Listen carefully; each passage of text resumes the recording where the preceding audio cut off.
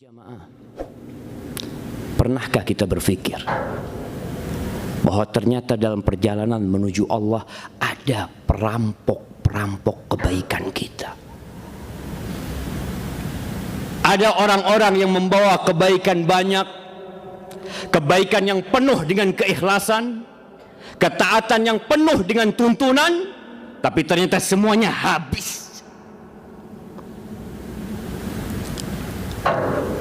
Ahibati fillah, kita berdoa Rabbana taqabbal minna innaka antas samiul alim. Iya. Tapi hati-hati, amalan yang sudah diterima masih bisa hilang dari tangan kita.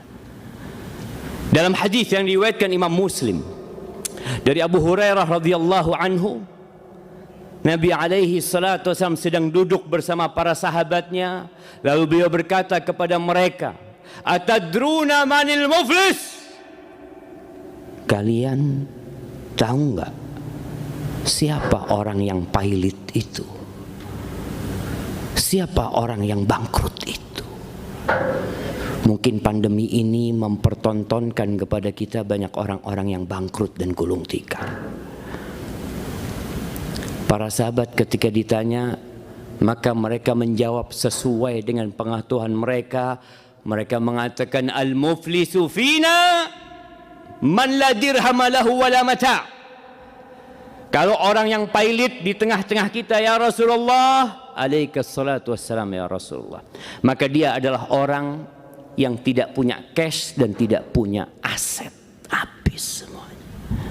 Itu orang bangkrut. Ya, lalu beliau mengarahkan pemahaman para sahabat ini kepada sesuatu yang lebih baik dan benar, agar kita tidak terus berpikir tentang dunia, agar kita tidak terus sibuk membangun dan membangun yang ternyata semua akan kita tinggalkan. Yakin kita akan meninggalkan semuanya. Maka beliau alaihi salatu wasallam mengatakan, walakinnal muflis min ummati, akan tetapi orang yang pailit dari umatku, man ya'ti yaumal qiyamah bi salatin wa zakatin wa siyamin. Tapi orang yang pailit dari umatku adalah orang yang datang pada hari kiamat, dia dibangkitkan dari kuburnya dalam kondisi telanjang. Tidak ada pakaian yang dia kenakan, tidak ada alas kaki yang dia pakai. Dia digiring ke padang mahsyar, tapi dia datang membawa pahala yang banyak. Orang baik dia ini. Dia bawa pahala solat. Ingat, solatnya ikhlas, solatnya sesuai dengan tuntunan. Dia datang dengan pahala sodakohnya, berarti sodakohnya ikhlas. Oleh karena itu dapat pahala. Dan dia datang dengan pahala puasa. Bukan puasa asal-asalan dia. Dia benar-benar berpuasa selama Ramadan.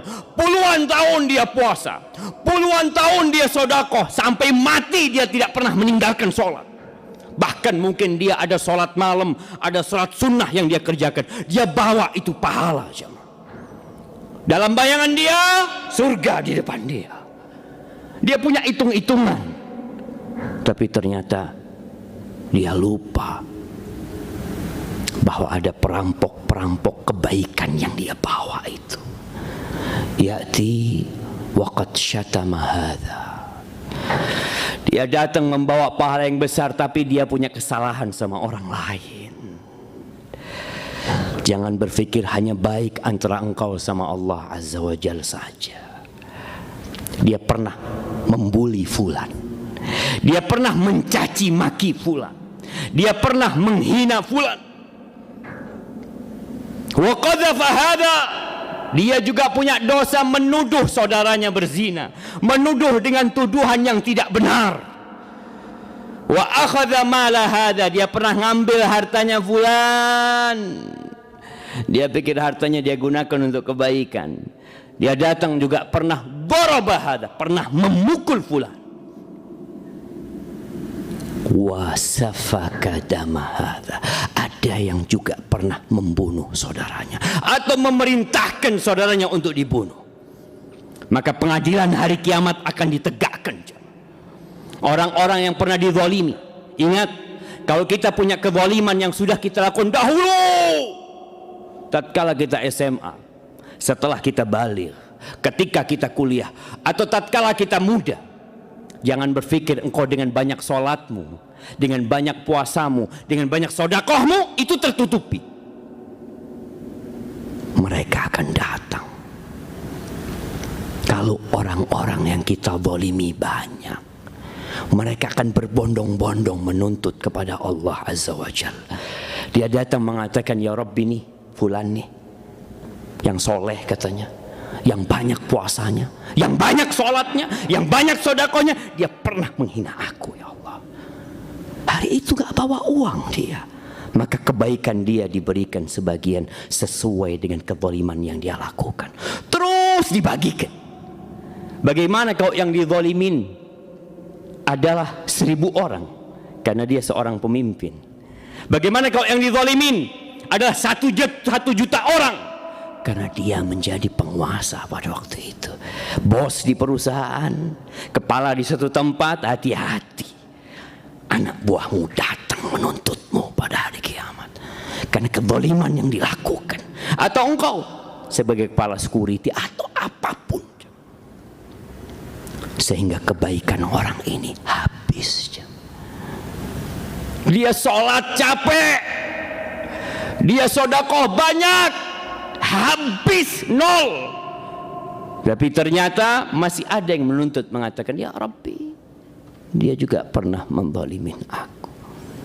Dilihat pahalanya sudah habis. Kita punya pahala sholat Jumat insya Allah, jangan sampai diambil sama orang lain. Kita punya pahala Ramadan kemarin puasa, jangan sampai habis pahala itu. Tatkala pahala itu habis, dosa orang yang kita zalimin itu diambil dan ditimpakan kepada orang yang menzalimin ini. Ahibati fillah. Kemudian kemana orang soleh ini? Kemana perginya orang yang taat kepada Allah ini? Orang yang menjaga hubungannya dengan Allah, yang taat dengan aturan agama, tapi dia lupa bagaimana menjaga hubungan dengan manusia. Tsumma turiha finnar. Kemudian dia dilemparkan ke neraka. Na'udzubillahi minnar. Rasulullah sallallahu alaihi wasallam bersabda bahwasanya Allah Azza wa Jalla kelak pada hari kiamat, dia akan benar-benar menegakkan keadilan. Maka diperintahkan kepada seorang yang menyuruh, mengatakan, yunadihim bisautin yasma'uhu man ba'uda kama yasma'uhu man qurb. Ini Allah menyeru kepada seluruh manusia yang ada di padang mahsyar, dan suara Allah akan didengar sama yang jauh dan dekat sama. Apa kata Allah Azza wa Jalla? Anal malik, anad dayyan. Akulah raja, akulah pemberi balasan. La yanbaghi li ahadin min ahli jannah. Nggak boleh penghuni surga masuk surga sedangkan satu penghuni neraka masih punya hak atas dirinya. Nggak bakal antum masuk surga kalau ada penghuni neraka yang punya hak atas diri antum. Mungkin dia orang salah, memang dia pantas masuk neraka, tapi engkau tidak akan masuk surga sampai diambil hak darimu untuk dia. Begitu pula penghuni neraka nggak akan masuk neraka sampai diambilkan hak. Kalau ada penghuni surga yang akan masuk surga masih punya hak atas penghuni neraka. Maka ahibati fillah, Allah mengatakan, wa nada'ul mawazinal qista liyaumil qiyamah fala tuzlamu nafsun syai'a. Kami akan letakkan timbangan keadilan, tidak ada satu pun yang dizalim. Ahibati fillah, sedih rasanya sampai hari ini kita masih belum bisa merapatkan shaf bersama saudara kita. Sedih rasanya sampai hari ini kita masih sibuk menutup mulut kita dengan masker. Berkepanjangan ini pandemi, kita takut terdampak terpapar COVID-19. Tapi kita nggak takut dengan api neraka. Sebagaimana kita menjaga diri kita dari virus ini, maka selamatkan diri kita masing-masing dari api neraka. Ittaqun nar walau bisyiqqi tamrah. Kata Nabi SAW, selamatkan diri kalian dari api neraka walaupun dengan setengah butir kurma. Berapa harga masker yang engkau pakai? Mungkin dengan harga itu engkau sedekahkan, engkau bagikan. Ahibati fillah, as-sadaqatu taqi masari as-su. Sedekah itu menyelamatkan kita dari bencana-bencana buruk. Maka saatnya, masih banyak orang-orang yang susah hidupnya, masih banyak orang-orang yang perlu bantuan kita, dan seorang muslim diperintahkan untuk sedekah selama hayat masih di kandung badan. Allah mengatakan wa anfiqu mimma razaqnakum min qabli an ya'tiya ahadakumul maut fayaqul rabbi laula akhartani ila ajalin qarib fa asaddaq wa akum minas salihin. Kata Allah, kalian infakkan tuh apa yang kami rezekikan kepada kalian. Ingat yang ada di rumah kita, yang kita simpan di rekening kita, yang ada di dompet kita, hadza minallah tabaraka wa ta'ala. Itu dari Allah dan itu milik Allah azza wa jalla. Maka tatkala Allah perintahkan sedekah, kata Allah, dari apa yang aku berikan kepada kalian, yang engkau sedekahkan itu pemberianku. Sebelum datang ajal kepada salah seorang di antara kalian, lalu dia mengatakan, Rabbi laula akhartani ila ajalin qarib. Kalau engkau undur umur ke sedikit saja, mau ngapain tuh orang? Fa'asaddaq, dia mau sedekah, nggak mau lain-lain.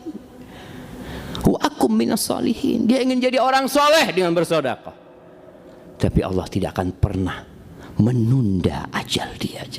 Maka ahibati fillah, perbanyak amal soleh, terus bersedekah. Tapi ingat, jangan engkau datang pada hari kiamat pahalamu habis, diambil orang-orang yang pernah engkau zalimi. Nasihat ana sebelum ajal datang menyebut kita, antum perlu duduk menghitung, mengevaluasi diri. Ya, syarat tobat jelas, menyesali, meninggalkan dan bertekad untuk tidak mengulangi. Tapi tatkala engkau menzalimin orang lain, maka kata Nabi SAW, falyatahallal minhu al-yawm, hari ini engkau minta dimaafkan, minta kehalalan dia, sebelum datang hari udah selesai urusan engkau. Barakallahu fikum.